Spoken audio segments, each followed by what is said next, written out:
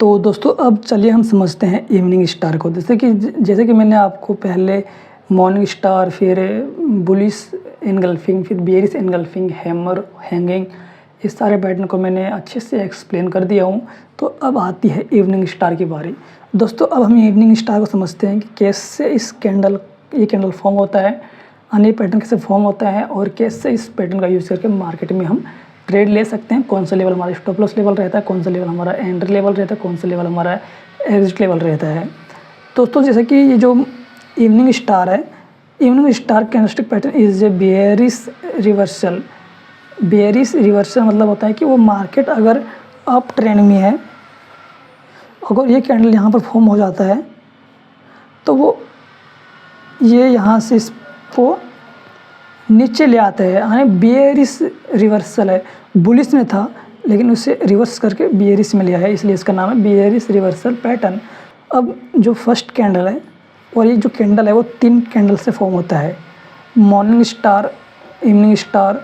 तो morning star bullish है और मार्केट को प्राइस को ऊपर ले जाता है, और इवनिंग स्टार प्राइस को नीचे ले आता है, और ये भी 3 कैंडल से फॉर्म होता है। तो चलिए फर्स्ट कैंडल को समझते हैं। जो फर्स्ट कैंडल होता है वो लंबी बुलिश कैंडल होती है, यानी एक लंबी ग्रीन कैंडल होती है। उसके बाद सेकंड कैंडल फॉर्म होता है। सेकंड कैंडल क्या आता है, the second candle should be smaller in size even doji. यहाँ पर थोड़ा सा इस कैंडल को मैंने बड़ा बना दिया हूँ, गलती से बन गया। वैसे इस कैंडल जो होता है, सेकंड कैंडल जो होता है वो छोटा होता है, जिसकी ओपनिंग और क्लोजिंग प्राइस सेम होती है। ओपनिंग और क्लोजिंग प्राइस लगभग सेम होती है, नियरली है। मतलब candle will open gap up from the close of the first candle. पहले इसकी क्लोजिंग ओपनिंग दिखा देता हूँ। ये मार्केट ग्रीन कैंडल है, ये यहाँ से ओपन होती है, यहाँ पर क्लोज होती है। रेड कैंडल हमेशा ऊपर से ओपन होता है, यहाँ क्लोज होता है। उसी प्रकार यहाँ से ओपन होता है ये कैंडल और ये यहाँ पर क्लोज हुआ है। तो this candle will open gap up from the close of first candle. First candle के क्लोजिंग पॉइंट से ऊपर गैप अप ओपनिंग होती है, गैप अप ऊपर ओपन होता है और ये छोटा सा बॉडी बनाकर क्लोज हो जाता है। और उसके बाद नेक्स्ट कैंडल फॉर्म होता है, थर्ड कैंडल। तो this is a long bearish candle. लंबी बेयरिश कैंडल होती है जो gap down from the close of the second candle, यानी जो सेकंड कैंडल का जो क्लोजिंग पॉइंट है उससे थोड़ा गैप डाउन ओपनिंग होती है। इस कैंडल को थोड़ा सा मैंने गलती बना दी है, वरना ये जो कैंडल है ये यहाँ से बनता, ठीक है, ये यहाँ से बनता। बनाने में मिस्टेक हो गया, ठीक है, गलती से थोड़ा, यानी ये यहाँ से gap bearish candle that gap down, इसके नीचे थोड़ा गैप डाउन ओपनिंग होती है, यहाँ पर ये ओपन होता। और इसकी ये जो फर्स्ट कैंडल है इसके हाफ, इसके फर्स्ट कैंडल का जो हाफ है इसके नीचे first it should close at least half way into the body of the first candle, यानी फर्स्ट कैंडल के हाफ से थोड़ा नीचे क्लोज होता, यानी यहाँ पर जाके क्लोज होता, नियरली कम से कम इसकी हाफ बॉडी को क्रॉस करता। तो थोड़ा सा इस डायग्राम में यहाँ पर मिस्टेक हो गया है, पहले मैं एक बार फिर से एक्सप्लेन कर देता हूँ। फर्स्ट कैंडल ग्रीन कैंडल होती है, बुलिश कैंडल होती है। Second candle gap up opening होती है, इस गैप अप ओपनिंग होती है और इसके नियरली, अपने ओपनिंग प्राइस के नियरली ये क्लोज हो जाती है। उसके बाद थर्ड कैंडल फॉर्म होता है और ये गैप डाउन ओपनिंग होती है सेकंड कैंडल के, यानी क्लोज सेकंड कैंडल के गैप डाउन ओपनिंग होती है। और फिर जाके ये अपने फर्स्ट कैंडल, जो इसका फर्स्ट कैंडल है, मान लीजिए फर्स्ट कैंडल है, तो इस कैंडल की बॉडी के हाफ से थोड़ा नीचे क्लोज होता है, इसके हाफ से थोड़ा नीचे जाकर क्लोज होता है। तो ये यहीं पर आपको यहाँ पर लिखा हुआ है। और जो इसका लोकेशन है, लोकेशन हमेशा ऊपर बनता है, अन्य मैंने यहाँ पर लिखना भूल गया हूँ। This pattern should be formed on the top of the trend, top of the trend आने ये प्राइस ये है जो पैटर्न है वो हमेशा टॉप पर बनता है और टॉप पर मतलब रेजिस्टेंस लेवल बनता है और ये फिर नीचे ले आता है। अब मैं आपको इस पैटर्न को प्रैक्टिकली स्क्रीन पर दिखाता हूँ कि कैसे इस पैटर्न को हम और अच्छे तरीके से समझ सकते हैं। यहाँ पर मैंने आपको बस इस पैटर्न को आइडेंटिफाई करना बताया हूँ। तो दोस्तों जैसे कि मैंने अभी आपको इवनिंग स्टार को पॉइंट वाइज अच्छे से थ्योरेटिकल वे में किया हूँ कि कैसे हम मार्केट में इवनिंग स्टार को आइडेंटिफाई करेंगे, कहाँ पर बनना चाहिए इवनिंग स्टार, टॉप पर या बॉटम पर, और इवनिंग स्टार प्राइस को बुलिश में ले जाता है या फिर बेयरिश में, जिससे मैंने अभी आपको थ्योरेटिकल वे में आपको यहाँ पर एक्सप्लेन कर दिया हूँ। अब मैं आपको इसी चीज़ को, इसी पैटर्न को मैं यहाँ पर एक्सप्लेन करूँगा कि कैसे हम इस पैटर्न को आइडेंटिफाई करके कैसे हम उसका यूज़ करके मार्केट में ट्रेड ले सकते हैं, और कौन सा लेवल हमारा स्टॉप लॉस लेवल रहेगा, कौन सा लेवल हमारा टारगेट लेवल रहेगा, कौन सा लेवल हमारा एंट्री लेवल रहेगा। तो चलिए आपको मैं यहाँ पर एक्सप्लेन मतलब समझाता हूँ। तो आप यहाँ देख सकते हैं कई सारे कैंडल्स यहाँ पर फॉर्म हुई है। तो दोस्तों मैंने आपको इससे पहले वाली वीडियो में ये बेयरिश एंगल्फिंग को समझाया था। उसके बाद जो नेक्स्ट वीडियो थी उसमें मैंने मॉर्निंग स्टार को एक्सप्लेन किया था, जो प्राइस को ऊपर ले जाता है बुलिश पे, जो बुलिश होती है, बुलिश पैटर्न है मॉर्निंग स्टार, और उसी का अपोजिट इवनिंग स्टार जो बेयरिश है और ये प्राइस को नीचे ले आता है। ठीक है, ये प्राइस को नीचे ले आता है। तो इस चीज़ को मैं अभी आपको दिखाता हूँ लेवल ड्रॉ करके, और मैं इसे थोड़ा जूम करता हूँ ताकि आपको अच्छे से क्लियर दिखे।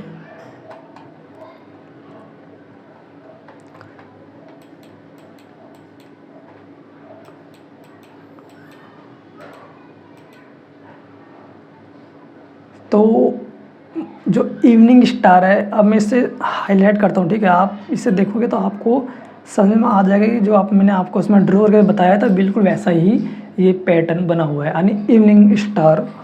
तो इससे मैं अभी रिमूव कर देता हूँ, ये जो हो गया। ठीक है, ये 3 कैंडल है, इस 3 कैंडल से इवनिंग स्टार फॉर्म हुई है। तो सबसे पहले आपको ये देखना है कि ये बनी कहाँ हुई है, बनी कहाँ पर है, यानी इसकी पोजीशन अगर आप देखें लोग तो ये ट्रेंड के टॉप पर बनी है। मैंने जैसे बताया था कि जो बेयरिश पैटर्न है वो हमेशा ट्रेंड के टॉप पर बनता है। ये ट्रेंड है ना, ये अब ट्रेंड में है और प्राइस यहाँ पर बनते हैं, ये मतलब पैटर्न यहाँ पे बनता है। और देखो आप ये प्राइस को नीचे ले आया है,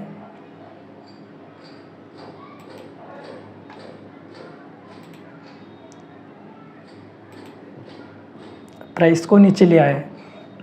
ठीक है, ये टॉप पर बन गई है। अब मैं इसको, इस कैंडल को दिखाता हूँ अच्छे से। अब देखो इस कैंडल को, कि पहले मैंने बताया था कि पहले ग्रीन कैंडल फॉर्म होता है। तो जैसे कि ग्रीन कैंडल फॉर्म हुआ है, उसके बाद इसके हाई को ऊपर, इसके हाई के ऊपर जाके मतलब रेड कैंडल फॉर्म होता है, छोटा स्मॉल कैंडल है जो बिल्कुल। ठीक है, उसके बाद नेक्स्ट थर्ड जो कैंडल होती है वो इसके गैप डाउन ओपनिंग होती है, यानी इसके क्लोजिंग पॉइंट से नीचे, इसके क्लोजिंग पॉइंट से नीचे मतलब ओपन होती है। जैसे कि यहाँ पर ओपन हुई है और यहाँ पर क्लोज हुई है। और क्लोज कहाँ पे होती है, थर्ड कैंडल इसके आधा, इसका जो थर्ड के जो इसका जो ग्रीन कैंडल है उसके आधा से नीचे, जैसे कि इसका आधा यहाँ पर है तो इसका हाफ के अकॉर्डिंग इस कैंडल ने यहाँ पर क्लोज हुआ है, जैसे कि इवनिंग स्टार में बताया था। अब मैं आपको बताता हूँ कि हम एंट्री कैसे लेंगे। तो एंट्री लेने के लिए आपको यहाँ पर कन्फर्मेशन कैंडल का वेट करना है। और कन्फर्मेशन कैंडल कैसे वेट करना है, जैसे ये पैटर्न फॉर्म हो जाता है तब आपको वेट करना है कन्फर्मेशन कैंडल का। अगर पैटर्न बनने के बाद नेक्स्ट कैंडल इसके लो को ब्रेक करता है तब जाके हमें नेक्स्ट कैंडल पर एंट्री लेना है। और इसका लो कहाँ पर है, यहाँ पर, इसका लो यहाँ पर है। ठीक है, तो हमारा जो एंट्री बनेगा, जैसे कि अगर आप देखोगे तो ये यहाँ पर पहले ग्रीन कैंडल फॉर्म होता है, तो हमें ग्रीन कैंडल को अवॉइड करना है। इसलिए क्योंकि मैंने आपको अभी आपको बताया हूँ कि नेक्स्ट रेड कैंडल के साथ इसके लो ब्रेक होने चाहिए, नेक्स्ट रेड कैंडल के साथ इसका लो ब्रेक होना चाहिए। तो यहाँ पर ग्रीन कैंडल फॉर्म होता है तो इसे हमें अवॉइड करना है, ये हमारा कन्फर्मेशन कैंडल नहीं है। उसके बाद फिर हमें वेट करना है, यहाँ पर भी ग्रीन कैंडल फॉर्म होता है, इसे भी हमें अवॉइड करना है क्योंकि ये भी हमारा कन्फर्मेशन कैंडल नहीं है। ये यहाँ पर भी बनता है, ये भी नहीं है क्योंकि ये भी ग्रीन है। उसके बाद रेड कैंडल फॉर्म होता है, लेकिन ये यहीं पर क्लोज हो जाता है और इसका लो कहाँ पर है, यहाँ पर। तो ये भी हमारा कन्फर्मेशन कैंडल नहीं है। अब हमें वेट करना है उसके बाद। तो उसके बाद नेक्स्ट कैंडल फॉर्म होती है और ये इसके लो को ब्रेक कर देता है। यहाँ पर इसका लो है और ये यहाँ पर इसका क्लोजिंग पॉइंट है, यानी इसके लो को ब्रेक कर देता है। तो अब हमें एंट्री कर लेना है, एंट्री लेना है उसके बाद नेक्स्ट कैंडल में। तो हमारा एंट्री कैंडल जो होता है वो ये हो गया, इस कैंडल में हमारा एंट्री बनता है।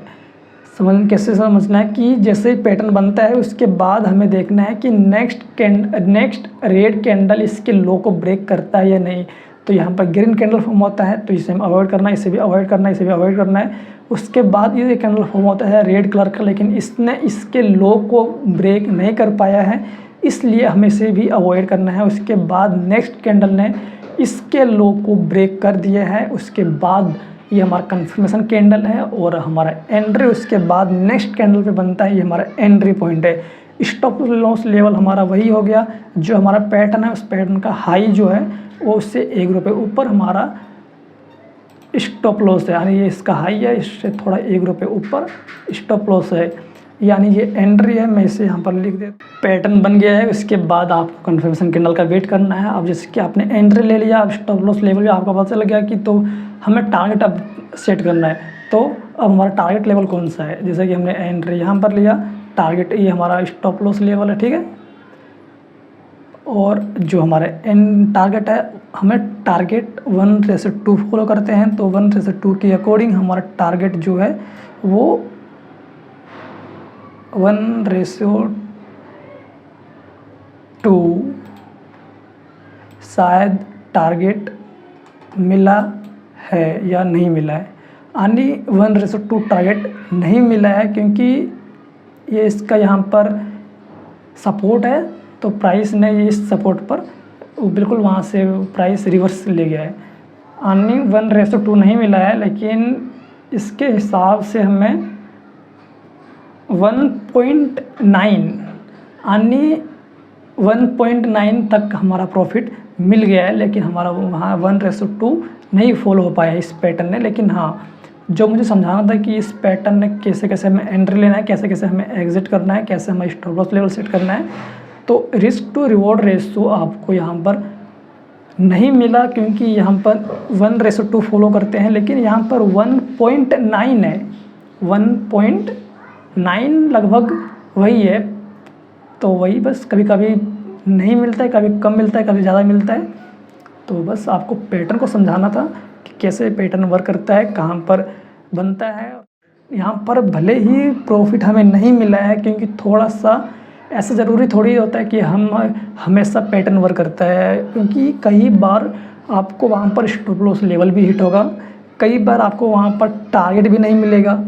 तो यहाँ पर एक चीज़ यहाँ पर नहीं देखना होता है, आपको यहाँ पर सपोर्ट एंड रेजिस्टेंस फॉलो करना है, ट्रेडिंग इंडिकेटर फॉलो करना है, वॉल्यूम यूज़ करना है, और मतलब इस तरीके से आपको यहाँ पर support and resistance, price action को भी देखना होता है। तो सब कुछ जब आप समझ जाएंगे, सब कुछ सीख जाएंगे, तब जाके आप अच्छे से देख सकते हैं कि कौन सा क्या कहाँ पर क्या हो रहा है।